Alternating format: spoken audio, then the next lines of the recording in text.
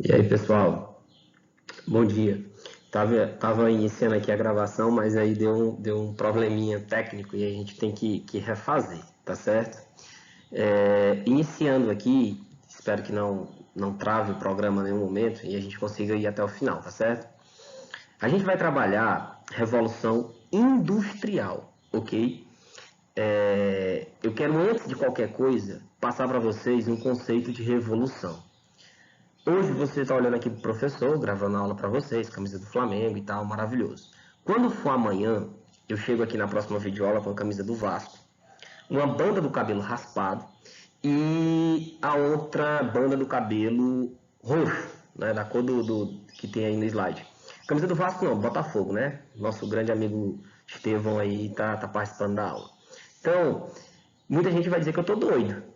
Outros vão dizer que ocorreu uma mudança muito grande. E outros vão olhar e vão dizer assim: meu Deus, professor, que revolução! Então, pessoal, revolução ela está intimamente ligada à mudança grande, a uma transformação grande. Se você tiver aprendido esse conceito, nunca mais você vai esquecer. E aí a gente vem para o conceito que eu trago para vocês de revolução industrial. É um conjunto de transformações técnicas, olha aí, são mudanças, né, técnicas, ok? Mudanças técnicas, marcar aqui técnicas, mudanças econômicas, mudanças sociais. Então, vai ter transformação aonde? No campo técnico, no campo econômico e no campo social. Então, vai se mudar a técnica de produzir, certo? Caracterizada pela substituição da energia física pela energia mecânica. A gente tem uma mudança aí na fonte de energia. Se eu queria moer uma cana, eu ia lá no moedor e ia moer usando a força bruta, força física. Agora vão ter máquinas que vão fazer este trabalho que antes era realizado por homens ou animais, tá certo?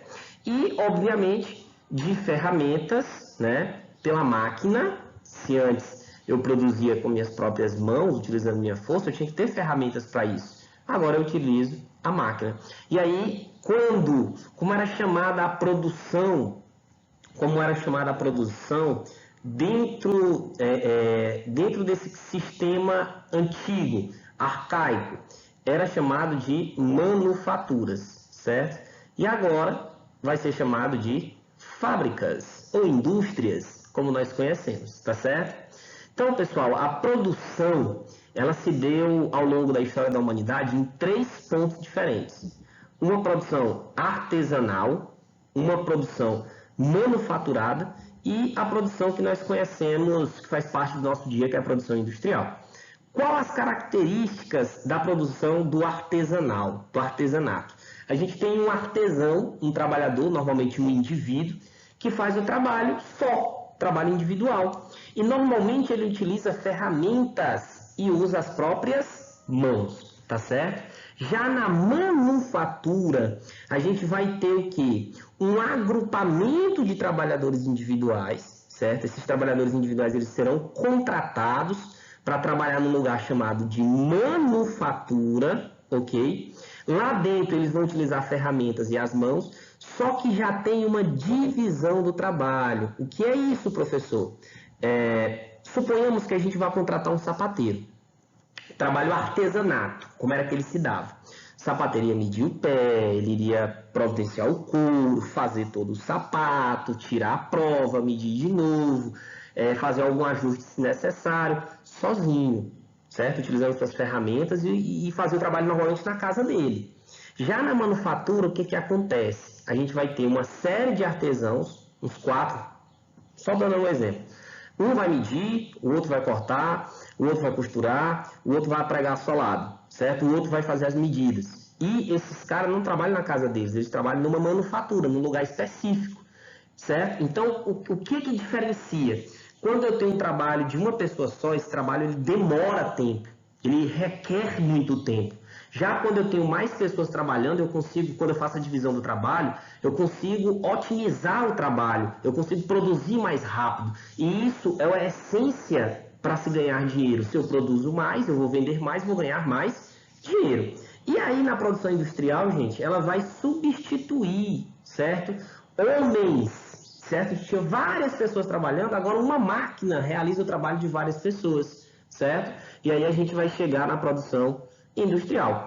A grosso modo, meus amores,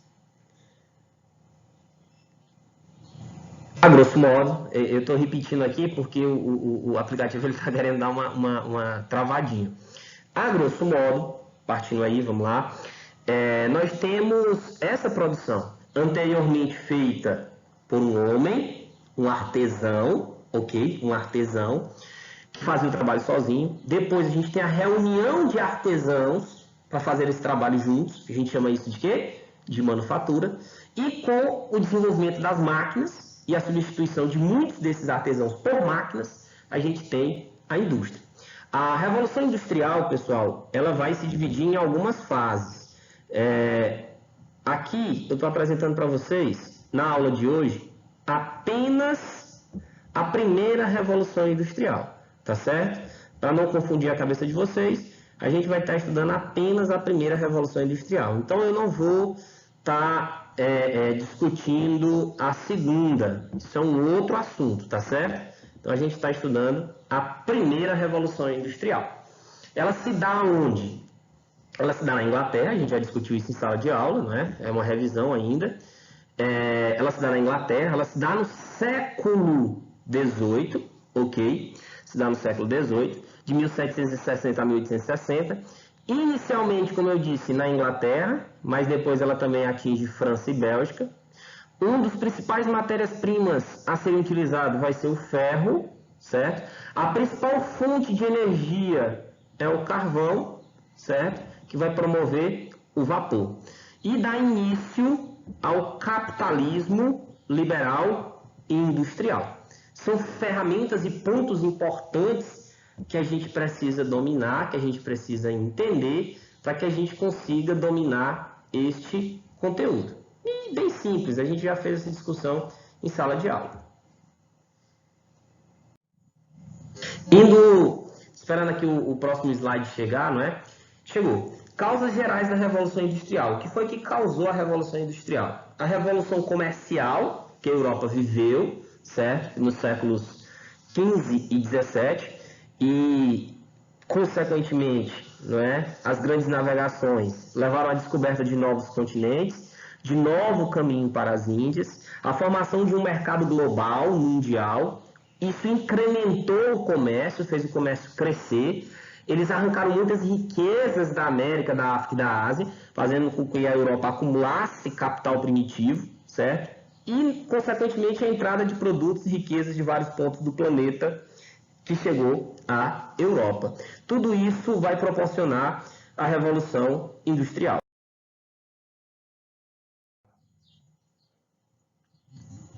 Símbolos da Revolução Industrial. O aparecimento de máquinas, não é, pessoal? Aqui a gente tem algumas máquinas importantes naquela época. O tear mecânico, certo? A primeira indústria que surge aí com força é a indústria têxtil, de fabricação de roupas. Então, por isso, o tear mecânico. Enquanto uma pessoa demorava muito tempo para produzir um tecido, o tear aqui vai realizar o trabalho de 20, 30, 50 pessoas, certo? As máquinas a vapores, que depois vão revolucionar o transporte. Você tem uma imagenzinha bem aqui de uma locomotiva, não é? De um trem, tá certo? E, consequentemente, a gente tem um aumento da produtividade, que é o que a galera quer, ganhar dinheiro, produzir mais. A Inglaterra, por que ela foi, vamos dizer assim, a especial, a escolhida para realizar a Revolução? Não é que ela tenha sido escolhida, ela de fato foi a primeira, de fato ela foi a pioneira a fazer esse movimento, certo? Ela tinha capitais acumulados das suas colônias, ela tinha disponibilidade de mão de obra, graças às revoluções inglesas lá, que muitas pessoas foram expulsas de suas casas, por causa de suas terras, perdão, pelo cercamento, gerando uma série de desempregados nas cidades. Então, mão de obra abundante. Tinha matéria-prima disponível para a produção do tecido, que no caso deles lá era a lã, não é? Para a indústria têxtil. Repito, a primeira indústria que se desenvolveu foi a têxtil, certo? Eles tinham bastante ferro e carvão também, o que proporcionou aí eles terem matéria-prima disponível. Um mercado consumidor porque as 13 colônias que hoje os Estados Unidos consumiam esses produtos, então eles tinham para quem vender. Marinha mercante poderosa, graças ao ato de navegação de Oliver Cromwell, do ano de 1645. Tinha uma burguesia no poder, mentalidade comercial, graças à Revolução Gloriosa de 1688, e tinha uma ética protestante, em que o lucro ele era um ponto importante a ser alcançado. Quais as principais consequências da Revolução Industrial? Primeiro, pessoal, a consolidação do capitalismo. Então, nasce um novo sistema forte, chamado de capitalismo, e entrega o poder à burguesia. Nós temos um desenvolvimento tecnológico. Olha aqui, você tem um trem aqui, representando esse desenvolvimento tecnológico, que seria o barco a vapor, também a locomotiva. Só para vocês terem uma ideia, os barcos, caravelas que saíam da Europa para o Brasil, elas demoravam em média de 1 mês a 2 meses para chegar.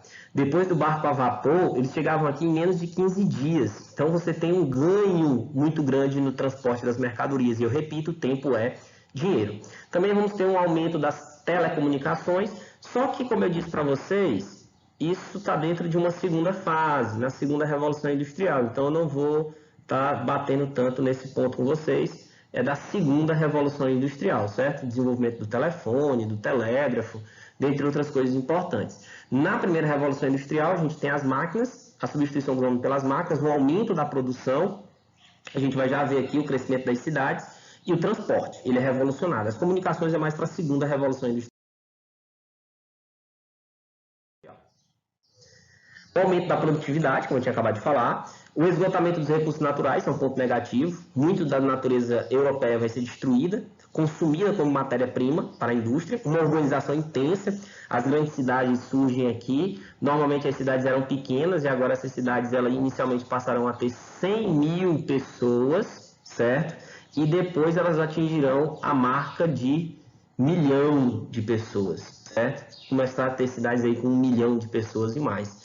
Nós vamos ter a formação de um proletariado urbano. E quem era esse proletariado? Aqueles desempregados, desterrados, que agora seriam trabalhadores de fábricas, certo? Eles vão ser operários, e aí o conteúdo quer chamar ele de proletário, então tenham isso na sua cabeça, o proletário era o trabalhador da fábrica. Normalmente um cidadão explorado, não é? A gente tem o surgimento do capitalismo financeiro, com grandes bancos controlando as indústrias por meio de compras de ações ou dependências financeiras, nós conhecemos como empréstimos.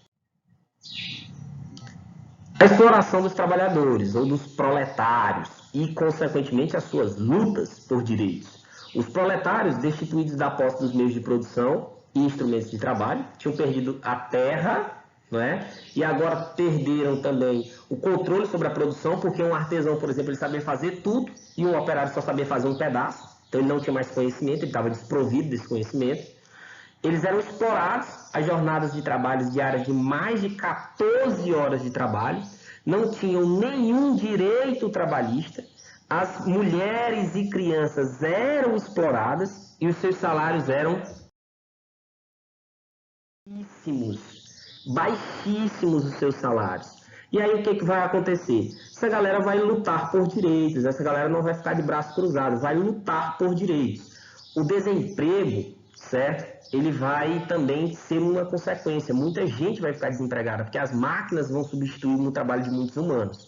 E aí, a primeira vilã vai ser as máquinas, e aí surge um movimento de trabalhadores chamado de ludismo, que visava destruir as máquinas. Eles achavam que a culpa do desemprego, a culpa de tudo aquilo eram das máquinas, elas simbolizaram a revolução, então foram as primeiras vítimas. E eles invadiam as fábricas à noite e quebravam essas máquinas. Deu certo? Não, né? A evolução tecnológica era algo que vinha para ficar.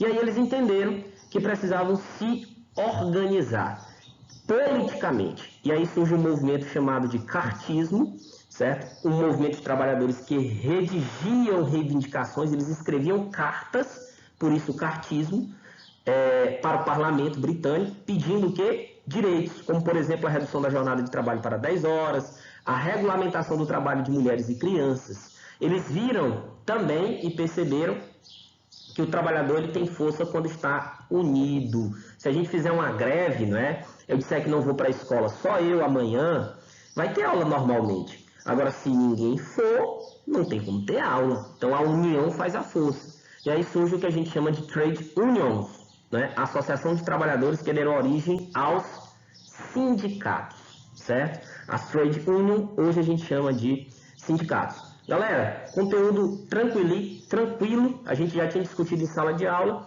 certo? E nos vemos aí, tá certo? Abraço a todos.